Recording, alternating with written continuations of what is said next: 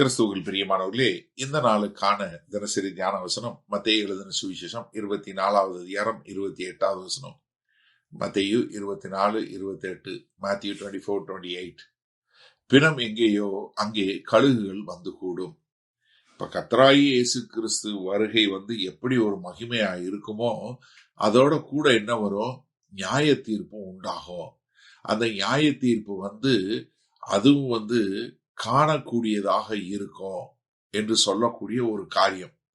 பிணம் எங்கேயோ, அதாவது இது என்னத்துக்கு ஒரு அடையாளமா சொல்றாருன்னா, ஒரு ஆவிக்குரிய மரணமும் ஒரு குழப்பமும் இருக்கக்கூடிய ஒரு காரியம்.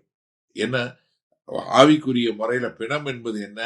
ஆவிக்குரிய மரணம், ஆவிக்குரிய முரட்டாட்டம், பொல்லாப்பு, மொத்த உலகத்தின் மேல வரக்கூடிய நியாய தீர்ப்பு, எதெல்லாம் கர்த்தருக்கு எதிராக இருக்குதோ அது எல்லாம் பிணம் என்று சொல்லக்கூடிய ஒரு காரியம்.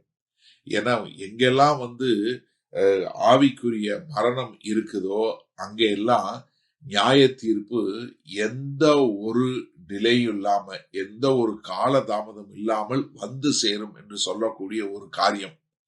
யோபு 39:30 சொல்லும் போது எப்படி இந்த பிணந்தின்னி கழுகுகள் எப்படி சேருங்கிறத சொல்லக்கூடிய ஒரு காரியத்தை பார்க்கிறோம்.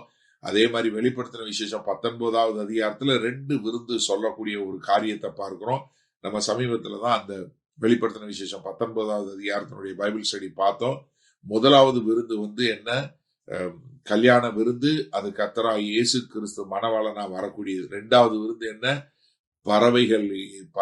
இது மொத்த தேசத்துல உள்ளவங்களை கூப்பிட்டு பறவைகளுக்கு நியாய தீர்ப்பு கொடுக்கக்கூடிய, தேவன் கொடுக்கக்கூடிய ஒரு விருந்து என்று சொல்லக்கூடியதாக. அந்த மாதிரிதான் பிணம் எங்கேயோ அங்கே கழுகுகள் கூடும்.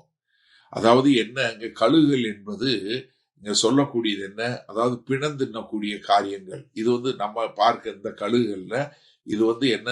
செத்த பிணத்தை சாப்பிடக்கூடியது. அப்ப இது என்ன? இந்த கழுகுகள் என்று சொல்லக்கூடியது என்னன்னா, இது கர்த்தருடைய நியாய தீர்ப்பை நிறைவேற்றக்கூடிய ஒரு ஏஜென்ட்ஸ் போல இவங்க தான் நிறைவேற்ற போறாங்க. ஏன்னா இது தேவனுடைய நீதி.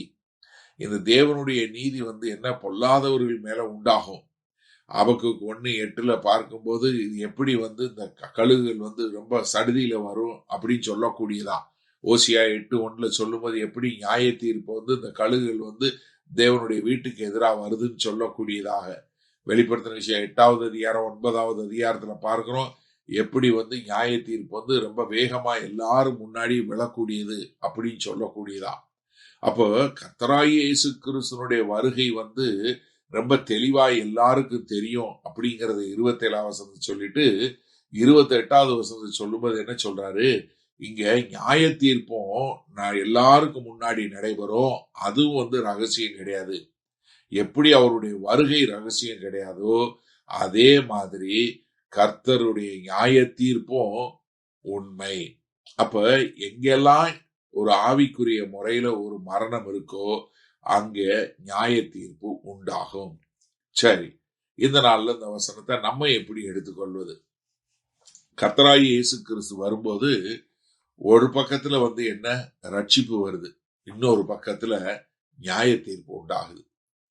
ஏன்னா கிறிஸ்துவனுடைய வருகையை பார்த்து 2 கூட்டம் இருக்க போதுங்க. ஒரு கூட்டம் சந்தோஷமா இருக்க போகுது. கர்த்தர் வர்றாரு, அவர் மகிமையில வர்றாரு அப்படிங்கிற ஒரு கூட்டம். இன்னொரு கூட்டம் ஐயோ அவர் வர்றாரு, நியாய தீர்ப்பு உண்டாகுது அப்படின்னு சொல்லக்கூடிய ஒரு காரியம். அப்ப கர்த்தருடைய 2ஆம் வருகை அவருடைய தெரிந்து கொள்ளப்பட்ட மக்களுக்கு, அவர்களுக்கு மீட்பின் சங்கீதமாக இருக்க போகிறது. ஆனா அவருடைய வருகை பொல்லாதவர்களுக்கு, கர்த்தரை நிராகரித்து பாவியாய் இருக்கிறவங்களுக்கு நியாய தீர்ப்பை கொடுக்கக்கூடியதாய் வருகிறது. அப்ப என்னன்னா 2 கூட்டம் இருக்க போகுது. இப்ப நீங்க எந்த கூட்டத்துல இருக்க போறீங்கிறதா ஒரு காரியம். நீங்க ஆவிக்குரிய முறையில ஜீவன் உள்ளவங்களா இருந்து நீங்க கர்த்தருடைய வருகையை எதிர்பார்த்து அவருக்கு வருகை காத்திருக்கக்கூடிய கூட்டமா இருக்க போறீங்களா? இல்ல ஆவிக்குரிய முறையில மரணமடைந்தவங்களா இருந்து கர்த்தருடைய நியாய தீர்ப்பை சந்திக்க போறவங்களா இருக்க போறீங்களா? இதுதான் கேள்வி அங்க. ஏன்னா ரெண்டுமே பகிரங்கமா நடக்க போகுது. கர்த்தருடைய வருகை எப்படி மின்னல் கிழக்கிலிருந்து மேற்கு வரைக்கும் எல்லாருக்கும் காணக்கூடியதாய் இருக்கோ, அதே மாதிரி பிணம் எங்க இருக்கோ அங்க எல்லாம் அந்த கழுகுகள் பிணந்தின்னி கழுகுகள் சேரும்ல, அதுவும் காணக்கூடியதா இருக்கும். அப்படி இருக்கக்கூடியதா. அப்ப 2 விதமான ஒரு காரியம் கர்த்தருடைய வருகையில 2 நடக்க போகுது. அப்ப இந்த 2 நடக்கும்போது, கர்த்தருடைய வருகையில 2 நடக்க போகுதுன்னா, நீங்க எந்த விதமான கூட்டத்துல இருக்க போறீங்க? மகா கிருபையும் இரக்கம் நிறைந்த எங்கள் அன்பின் தகப்பனே, இதோ உம்முடைய வருகையில ஒரு பக்கத்துல மனமகிழ்ச்சி, கர்த்தருடைய வருகை எதிர்நோக்கி காத்து கொண்டிருக்கிற தெரிந்து கொள்ளப்பட்ட மக்கள் என ரட்சிப்பில் நிறைவேற்றோம். இன்னொரு பக்கத்துல ஆண்டவரே, இதோ பொல்லாதவர்கள் மேல் வரக்கூடிய ஒரு நியாய தீர்ப்பு. இந்த செய்தியை கேட்கிற ஒவ்வொருவரும் உம்மை ஏற்றுக்கொண்டு இந்த நியாய தீர்ப்பிலிருந்து தங்களை பாதுகாத்துக் கொள்ள எங்கள் தேவன் கிருபை பாராட்ட வேண்டுமாய் இயேசு கிறிஸ்துவின் மூலம் ஜெபிக்கிறோம் வல்ல பிதாவே, ஆமேன். கர்த்தர் உங்களை ஆசீர்வதிப்பாராக. இன்று மாலை மணால சந்திப்போம்.